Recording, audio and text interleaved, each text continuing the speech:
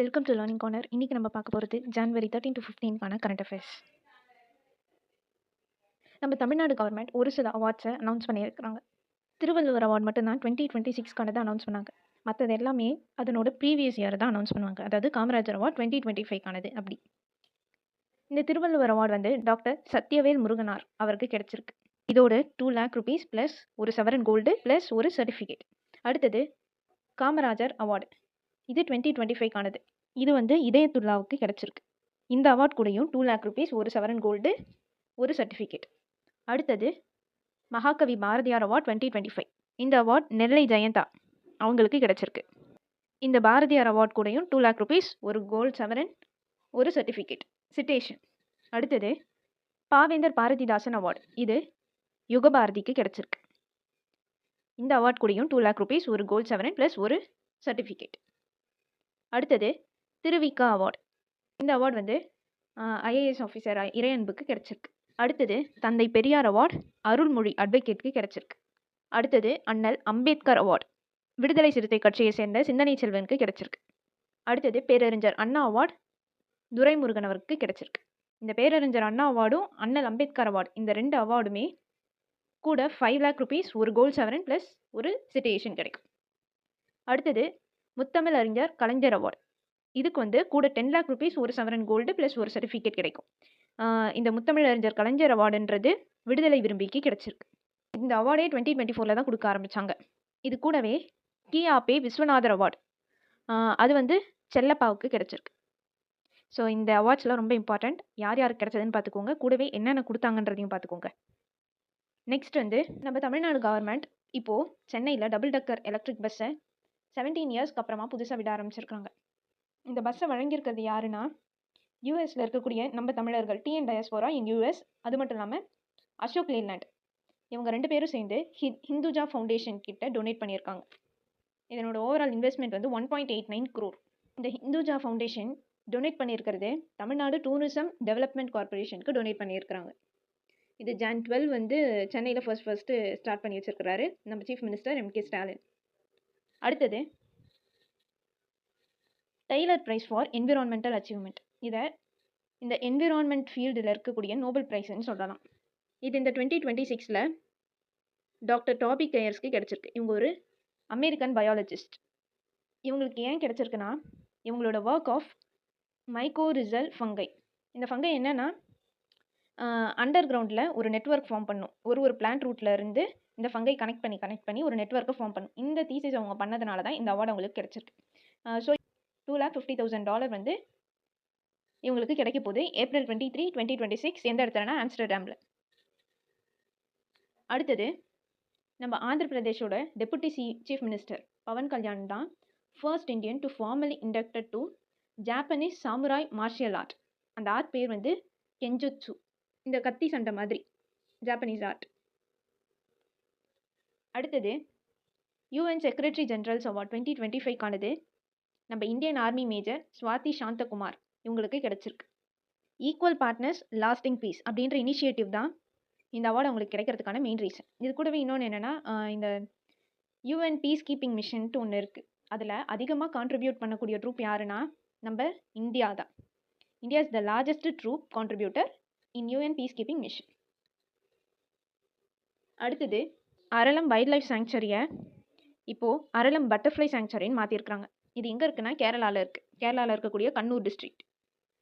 இதுதான் இந்தியாவோட first butterfly sanctuary. இது வந்து வைல்ட் லைஃப் ப்ரொடெக்ஷன் ஆக்ட் 1972 இருக்கு இல்லையா, அது கீழே தான் வரும். இந்த வைல்ட் லைஃப் ப்ரொடெக்ஷன் ஆக்ட்னா எது கீழே வரும்? டிபிஎஸ்பி கீழே வரும். இந்த வைல்ட் லைஃப் ப்ரொடெக்ஷன் ஆக்ட் கீழே ஒரு சில பட்டர்ஃப்ளைஸோட நேம்லாம் இருக்கும். அந்த டைப் ஆஃப் பட்டர்ஃப்ளைலாம் இந்த கேரளாவில் இருக்குது, இந்த சாங்சுரியில் இருக்குது. அது மட்டும் இல்லாமல் கேரளாவில் இருக்கக்கூடிய பட்டர்ஃப்ளைஸ்லேயே 80% வந்து இந்த அரளம் பட்டர்ஃப்ளை சாங்சுரியில் தான் இருக்குது. அடுத்தது ரத்தபாணி டைகர் ரிசர்வ், இது வந்து மத்திய பிரதேஷில் இருக்குது. இதனோட நேமை வந்து மாற்ற போகிறாங்க.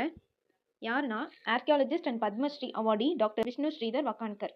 இவர் வந்து பிம்பேட்காவில் இருக்கக்கூடிய ராக் ஷெல்டர் கண்டுபிடிச்ச ஒரு ஆர்கியாலஜிஸ்ட். இவரோட நேமை தான் அந்த மத்திய பிரதேஷில் இருக்கக்கூடிய ரத்தபாணி டைகர் ரிசர்வ்க்கு மாற்ற போகிறாங்க. இந்த ரத்தபாணி டைகர் ரிசர்வ்ன்றது மத்திய பிரதேஷோட 8th டைகர் ரிசர்வ் அண்ட் இந்தியாவோட 57th டைகர் ரிசர்வ். மத்திய பிரதேசம் நம்ம என்னன்னு சொல்லுவோம், டைகர் ஸ்டேட் ஆஃப் இந்தியா. ஏன்னா அங்கே தான் அதிகமான டைகர் பாப்புலேஷன் இருக்குது. 9th இன்டர்நேஷனல் ஸ்பைஸ் கான்ஃபரன்ஸ் கொச்சியில் நடக்க போகுது Feb 23லேருந்து 26 வரைக்கும். இதை ஆர்கனைஸ் பண்ணது all India spices exporters forum. All India spices exporters forum. இந்த 2026 கான்ஃபரன்ஸ்க்கான தீம் வந்து spice 360 getting future ready. Host வந்து கொச்சி. அடுத்தது 9th apex level meeting of narco coordination centre Vigyan Bhavan new டெல்லியில் நடந்துச்சு. அமித்ஷா வந்து பார்ட்டிசிபேட் பண்ணியிருந்தாரு. ஓகே, அம்ரிஸ்டரில் இருக்கக்கூடிய நார்கோட்டிக்ஸ் கண்ட்ரோல் பியூரோ ஆஃபீஸை இனாக்ரேட் பண்ணி வச்சார் இதில். அடுத்தது directorate general of mine safety, இதோட 125th ஃபவுண்டேஷன் டே இப்போ ரீசெண்டாக செலிப்ரேட் பண்ணியிருக்கிறாங்க. எந்த இடத்துலனா இதனோட ஹெட் குவார்ட்டர்ஸ் ஜார்க்கண்டில் இருக்கக்கூடிய தான்பாத். இந்த டைரக்டரேட் ஜெனரல் ஆஃப் மைன் சேஃப்டின்றது ministry of labour and government, அது கீழே வரும். 1901ல் இந்தியன் மைன்ஸ் ஆக்ட்னு ஒன்று கொண்டு வந்தாங்க. அது கீழே 1902ல் இதனோட நேம் வந்து பியூரோ ஆஃப் மைன்ஸ் இன்ஸ்பெக்ஷன்ட்டு இருந்தது. இந்த நேமை 1967 தான் மாற்றினாங்க, டைரக்டரேட் ஜெனரல் ஆஃப் மைன் சேஃப்டின்ட்டு. இது முக்கியமாக எதுக்குன்னா இந்த கோல் மெட்டல் ஆயில் மைன்ஸ்லாம் வேலை பார்க்கக்கூடிய ஒர்க்கர்ஸோட சேஃப்டி ஹெல்த் வெல்ஃபேருக்காக தான் இந்த ஆர்கனைசேஷன் இருக்குது. அடுத்தது 83rd கோல்டன் குளோபல் அவார்ட்ஸ் 2026க்கானது 11 Jan 2026ல் கலிஃபோர்னியாவில் இருக்கக்கூடிய பிவர்லி ஹில்டனில் நடந்துச்சு. இதில் ஒன் பேட்டில் ஆஃப்டர் அனதர் அப்படின்ற ஒரு ஃபிலிம் வந்து 5 அவார்ட்ஸ் வாங்கியிருக்கு. அடுத்தது இந்தியாவோட first full stack sovereign AI park வந்து நம்ம தமிழ்நாட்டில் சென்னையில் வரப்போகுது. இதுக்கான மெமோரண்டம் ஆஃப் அண்டர்ஸ்டாண்டிங் MOU வந்து தமிழ்நாடு கவர்மெண்ட் சர்வம் ஏஐ அப்படின்ற ஒரு ஆர்கனைசேஷனோட சைன் பண்ணியிருக்கிறாங்க. இவங்க வந்து 10,000 crore கிட்டக்க இன்வெஸ்ட்மெண்ட் பண்ண போகிறாங்க. ஸோ இதனால் 1000 டீடெக் ஜாப் வந்து நம்ம தமிழ்நாடு பீப்புளுக்கு கிடைக்க போகுது. அடுத்தது சோலார் பவர்டு ATM வேன், நம்ம இந்தியாவிலேயே ஃபர்ஸ்ட் ரீஜனல் ரூரல் பேங்க் ஒரு சோலார் பவர்டு ATM வேனை இனாகரேட் பண்ணியிருக்கிறாங்க. அதுதான் திரிபுரா கிராமின் பேங்க். அதனோட பேரே வந்து Tripura Gramin bank on wheels. அடுத்தது ராஜஸ்தானோட first fully organic village Padi Bamanwas Kankar பஞ்சாயத்தை டிக்ளேர் பண்ணியிருக்கிறாங்க.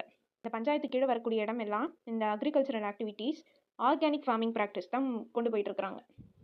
Next Mizoram chief minister Lal Duhoma, இவர் வந்து ஜிஞ்சர் ப்ராசஸிங் யூனிட்டை சாய்ரங் ஹார்டிகல்ச்சர் சென்டரில் மிசோரமில் இருக்கக்கூடிய சாய்ரங் ஹார்டிகல்ச்சர் சென்டரில் துவங்கி வச்சிருக்கிறார். இதில் இம்பார்ட்டண்ட்டான ஒரு டேட்டா பார்க்கணுன்னா December 2025ல் நிதி ஆயோக் மிசோரமை ஜிஞ்சர் கேபிட்டல் ஆஃப் இந்தியா அப்படின்னு டிக்ளேர் பண்ணியிருக்கிறாங்க. ஏன்னா இங்கே வந்து ஒரு ஹை குவாலிட்டி ஜிஞ்சர் கிடைக்கும். அதே மாதிரி ரீசெண்ட் இயர்ஸில் ஜிஞ்சர் ப்ரொடக்ஷன் வந்து இந்த ஸ்டேட்டில் அதிகமாக இருந்திருக்கு.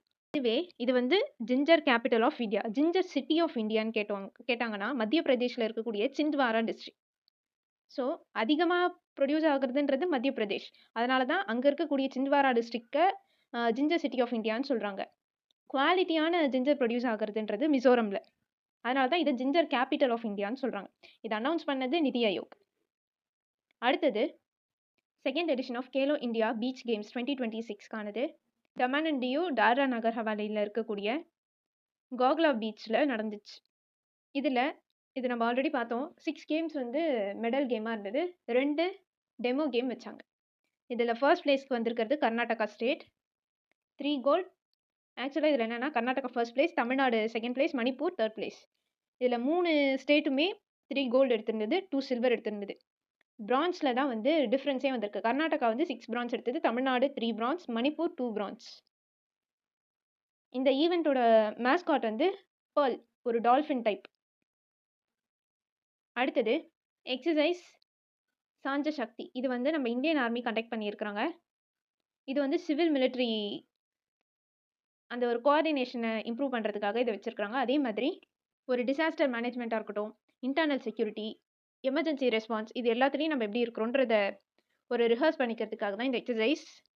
இதை கண்டக்ட் பண்ணது வந்து சதர்ன் கமாண்ட் கீழே எந்த இடத்துலன்னு பார்த்தோன்னா டிகி ஹில்ஸ் ரேஞ்ச், மகாராஷ்டிராவில் இருக்கக்கூடிய பூனேயில் நடந்துச்சு.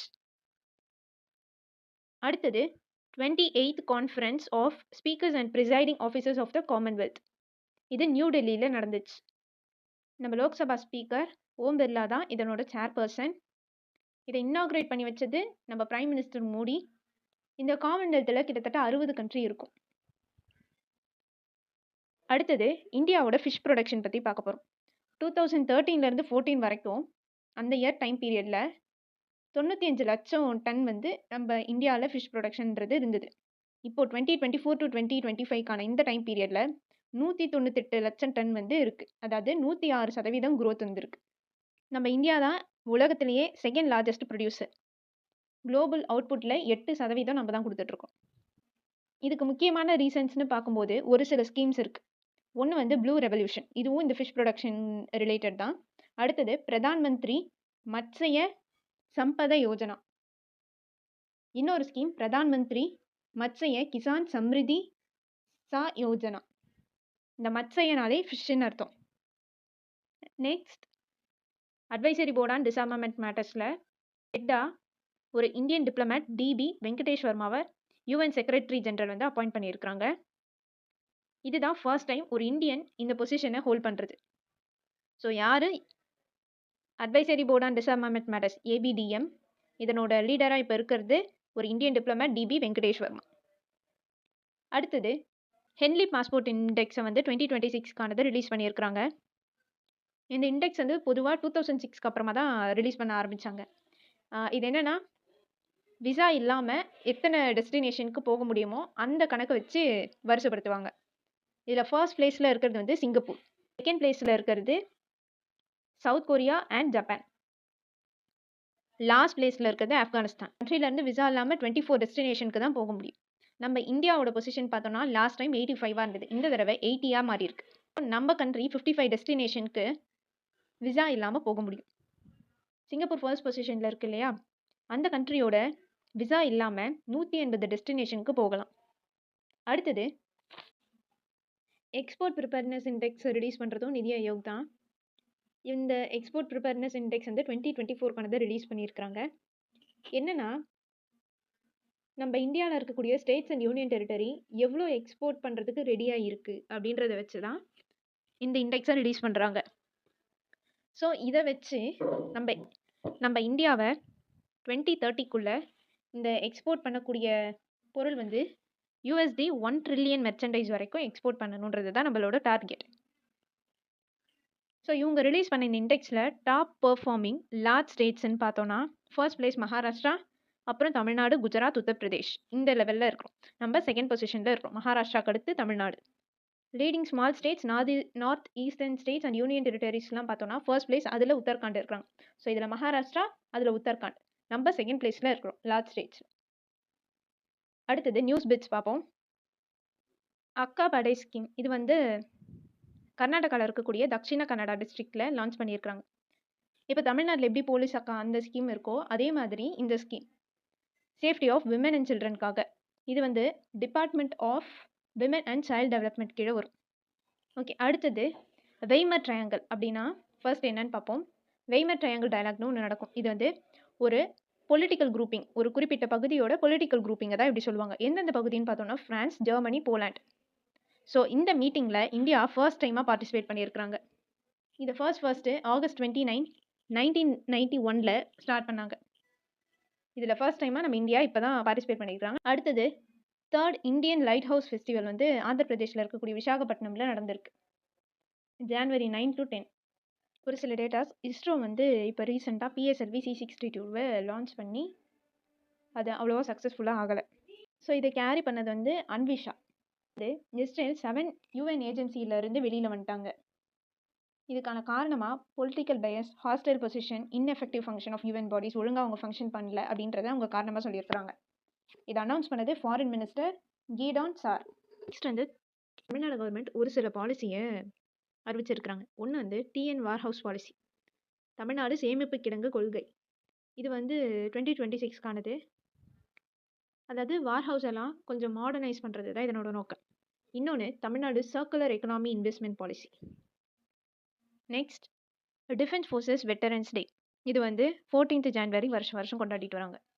இது முக்கியமாக எதுக்குன்னா மார்ஷல் KM காரியப்பா, இவர் வந்து நம்ம இந்தியன் ஆர்மியோட ஃபர்ஸ்ட் கமாண்டர் இன் சீஃபாக இருந்தவர். இவர் ரிட்டையர் ஆன டேவை தான் இப்படி செலிப்ரேட் பண்ணுறாங்க. 1953 இப்படி ரிட்டையர் ஆனார்.